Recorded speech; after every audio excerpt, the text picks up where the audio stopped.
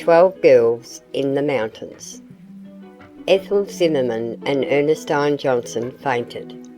All of the rest of the 12 girls who had been decoyed into the Buchholz house by the sympathetic Mrs. Eddy were thrown into a panic, and the terror of the situation was not mollified in the least by the sudden appearance on the scene of 5 men. Where the men came from so suddenly was not at all clear. Undoubtedly they had been hidden somewhere, but that place could not be determined, for none of the girls remembered from what direction they had made their appearance: north, south, east, west, up or down. They were just there, and that was all there was to it. The men did not look like ruffians exactly, although they were not clad in gentlemen's clothes. The girls were huddled together in the dark, scantily furnished front room, which at some time probably had served the purpose of a combined parlour and reception room. The next apartment, probably designed as a living room, was lighted by a single gas jet turned low. Ethel and Ernestine fainted in the midst of the address of warning and command from the spokesman of the plotters. This was a signal for a rally to their aid on the part of the other Camp Fire girls, best gifted with presence of mind. Marion led this move, and was quickly assisted by Ruth Hazelton, Julietta Hyde, and Marie Crismore. No objection was offered by the men to this proceeding, as they were intelligent enough to realise that the success of their plot depended largely on a careful guard against a noisy panic that would attract attention from without. "Somebody get some water quick," Marion directed, as she proceeded to go through the reviving formula in which all of them had been thoroughly drilled. "I'll get some," Mrs. Eddy volunteered, indicating by her offer and actions that she was an efficient ally of the kidnappers. She hastened into the kitchen and soon returned with a large dipper of water. Marion took it from her and sprinkled some of the liquid on the faces of the unconscious girls. The latter quickly recovered and sat up. But meanwhile the 5 men were not idle.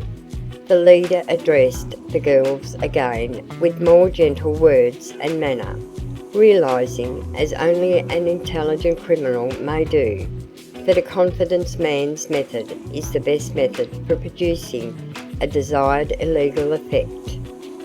In a degree he was successful, attempting to reassure the captives in the following manner: "Now, girls, you have nothing to fear from us if you obey orders. We don't wish to harm a hair on any of your heads. We are merely determined to get what we have set out for, and we are going to use you to help us get it. If you try to balk our purpose, you must take the consequences. Otherwise you will suffer only such inconveniences as go naturally with the experience of being kidnapped. And try to realise this, that being kidnapped isn't such a terrible thing if you are in the custody of gentlemen kidnappers. That's what we are, gentlemen kidnappers. All we ask of you is that you prove yourselves to be what gentlemen kidnappers prefer above all others, namely, real ladylike prisoners.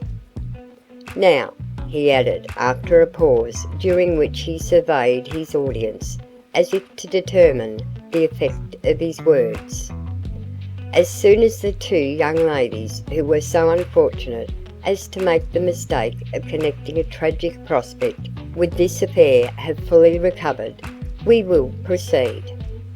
"That fellow is disguised," declared Marion in a whisper to the girls nearest her. "In fact, all of them are. Observe that every one of them wears a beard, moustache or short side whiskers.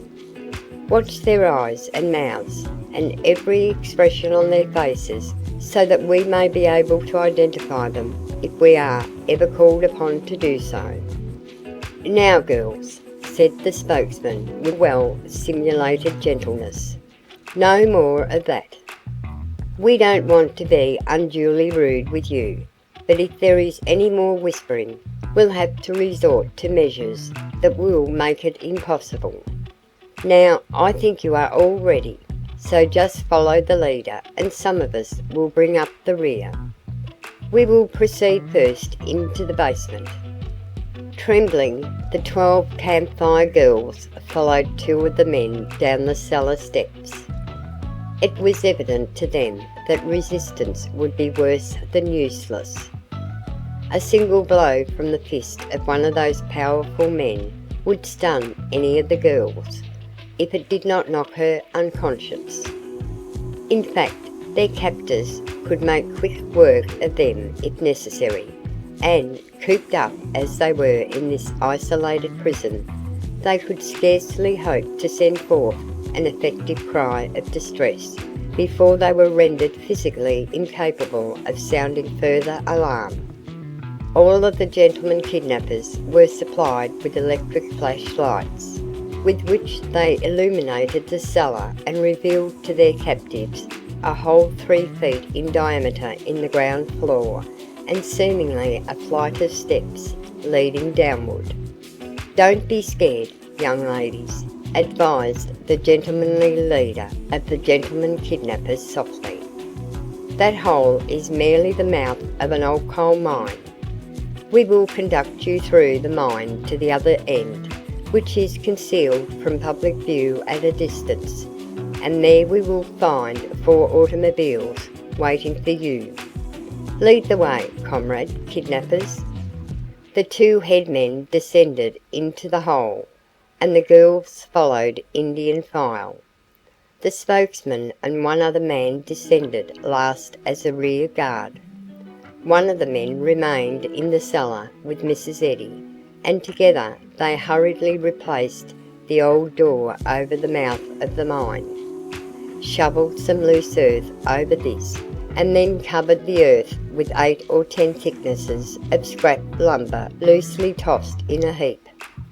Meanwhile the girls, guided by the lights ahead and aided by the 2 lights behind, which were directed helpfully along their path, made their way laboriously down the slope and along the many-angled gallery to the opening at the other side of Holly Hill, as the high, rounded elevation on and around which the city was built was called.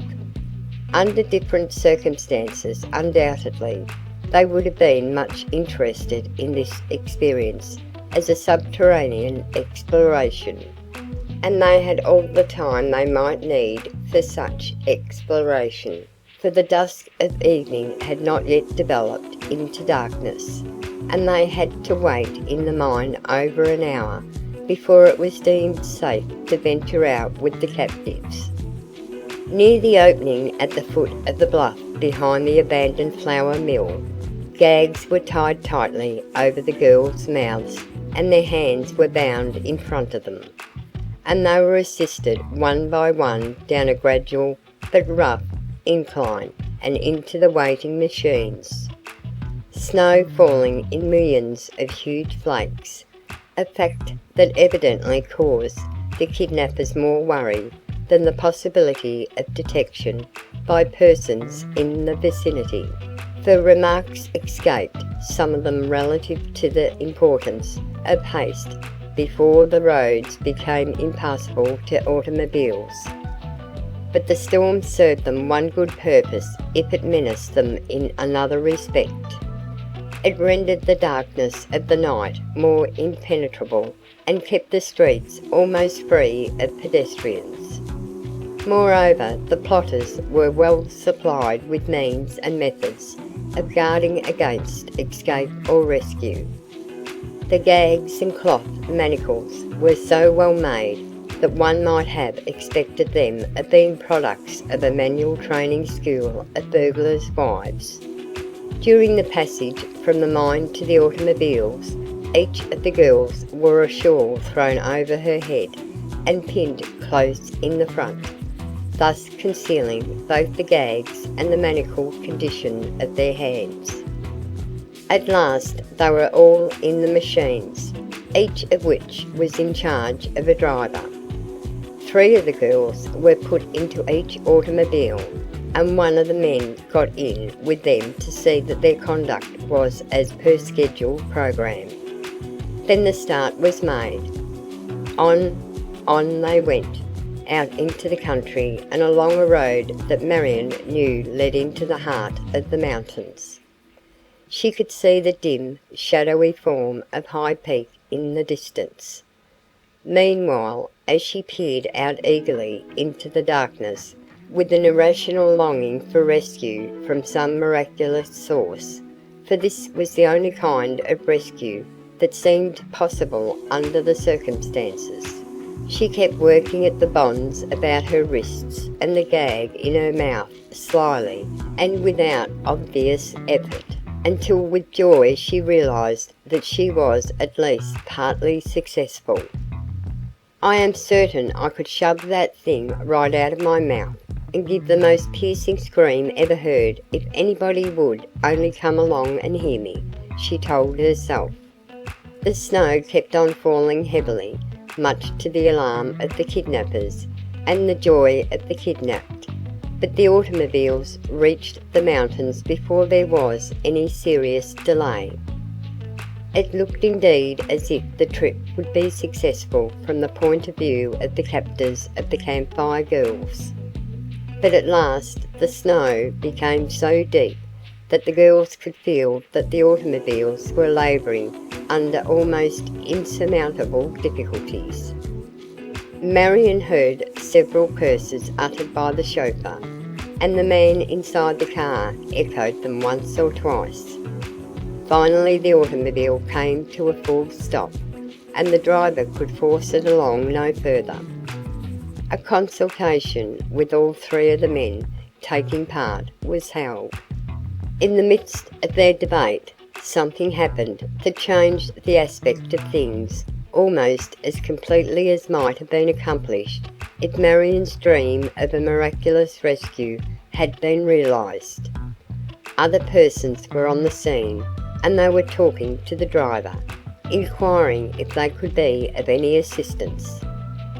"We're a patrol of Boy Scouts," one of the new arrivals said. "We've lost our way, but that doesn't need hinder our helping you out of your scrape. Maybe you can direct us how to find our way back." Marion never felt a more intense thrill in her life than she felt at the sound of that voice.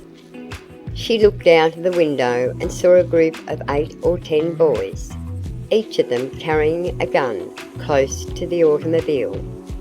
With an effort that had behind it all of the power of the most joyous impulse of her life, she swung her bound clenched fists right through the pane of glass, pushed the gag from her mouth and shouted, "Clifford, Clifford, this is Marion. All of us girls are being kidnapped by these men. Shoot these rascals and shoot to kill."